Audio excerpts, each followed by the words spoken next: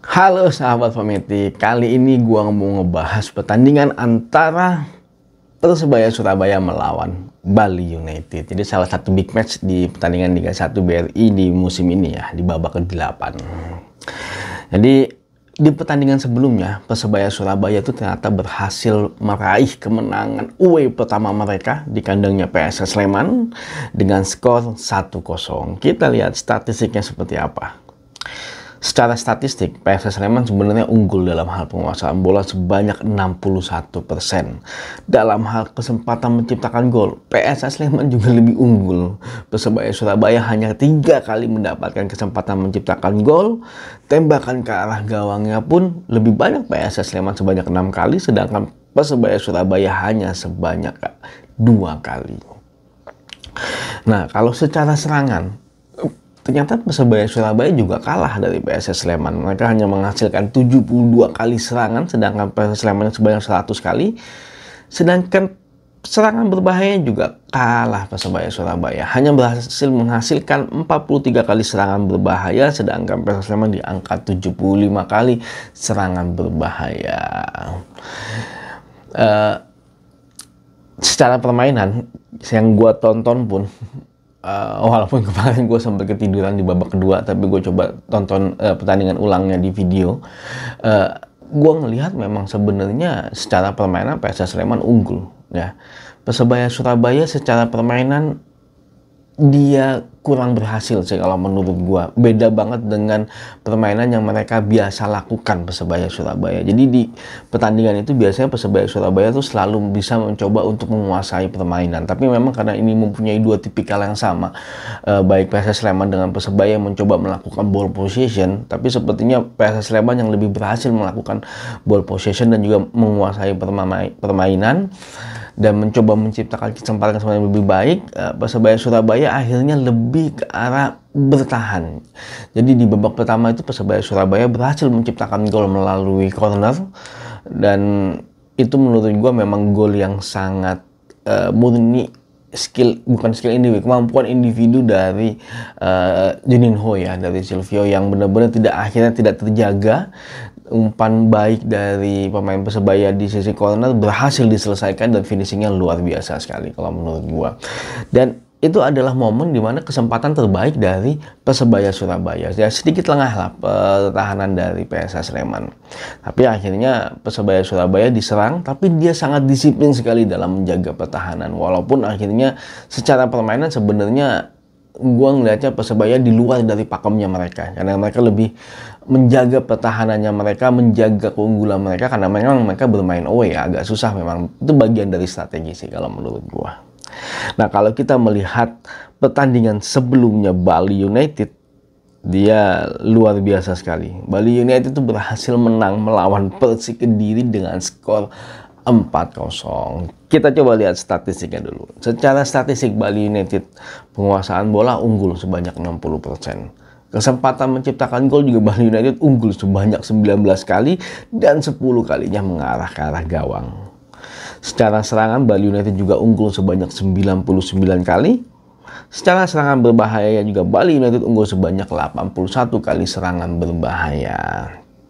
Nah, kalau gue nonton pertandingan ini, memang Bali United kembali sih performanya sih kalau menurut gue ya, walaupun kita nggak tahu apakah akan stabil atau enggak karena memang lawan yang dilawan adalah Persik Kediri.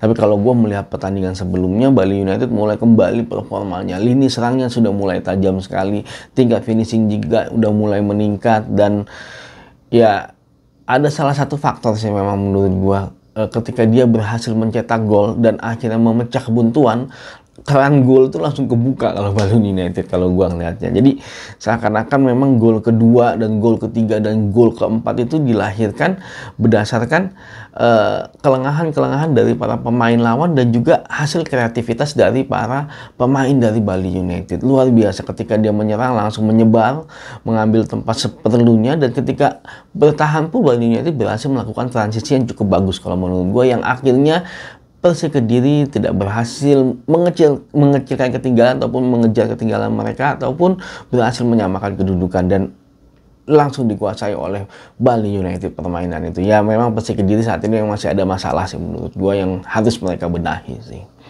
Nah, kalau balik lagi ke pertandingan antara Persebaya melawan Bali United, nah kalau secara histori nih ya, mereka udah beberapa kali ketemu ya. Nah, Persebaya unggul sebanyak 4 kali menang, mereka seri 1 kali, dan Bali United berhasil hanya 1 kali menang dari Persebaya Surabaya. Di pertandingan mereka terakhir di Liga 1, Persebaya Surabaya unggul dari Bali United dengan skor 3-0.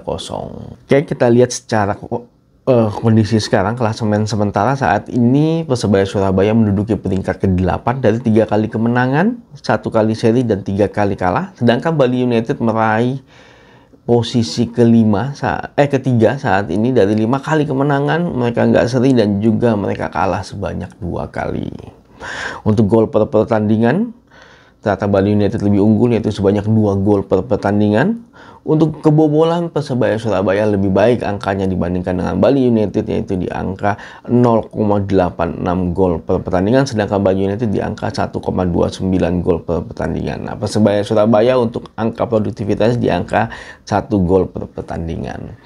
Nah, kalau melihat kondisi ini dan juga melihat permainan mereka sebelumnya, gue ngeliat memang Persebaya Surabaya agak susah ketika mereka melawan yang melakukan ball position ya. Tapi lain nanti di pertandingan kali ini kalau gua ngelihatnya Persebaya Surabaya main di kandangnya mereka sendiri, dan mereka sudah menunjukkan ketika mereka bermain di kandangnya sendiri mereka luar biasa sekali dalam hal melakukan penyerangan. Cuman memang kemarin tingkat finishing yang masih belum bagus, dan sampai kemarin pun gua ngelihat tingkat finishing dari permainan Persebaya Surabaya itu juga masih belum bagus kalau menurut gua. Soyamamoto yang berada di depan di sayap juga masih Juninho yang mempunyai faktor lini depannya, mereka juga masih belum mendapatkan feel yang bagus ketika mereka mencoba melakukan open play kalau menurut gua. Nah, sedangkan Bali United sudah mulai menemui ritmenya mereka, tapi gua nggak tahu ketika mereka bermain away mereka akan berubah strategi kalau menurut gua, karena sangat berbahaya sekali kalau dia keluar menyerang ketika mereka bermain away, karena banyak faktor sekali ketika mereka bermain away, dan mereka harus bisa memanfaatkan sedikit kesempatan yang ada yang mereka dapatkan untuk menjadi sebuah gol. Itu yang menjadi penentu kemenangan sih kalau menurut gua. Nah, kalau menurut gua sih pertandingan ini kemungkinan akan berakhir imbang ya kalau tingkat finishing dari Persebaya Surabaya belum membaik.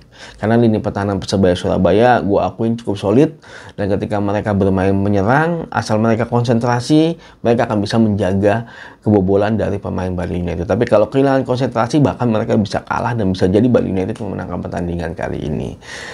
Tapi kalau menurut gue sih pertandingan ini kemungkinan akan berakhir imbang sepertinya. Oke? Kita tunggu nanti pertandingan hasilnya seperti apa. Oke, terima kasih sudah nonton video ini. Jangan lupa saksikan berita terus mengenai sepak bola Indonesia di channel ini. Maju sepak bola Indonesia, Indonesia juara.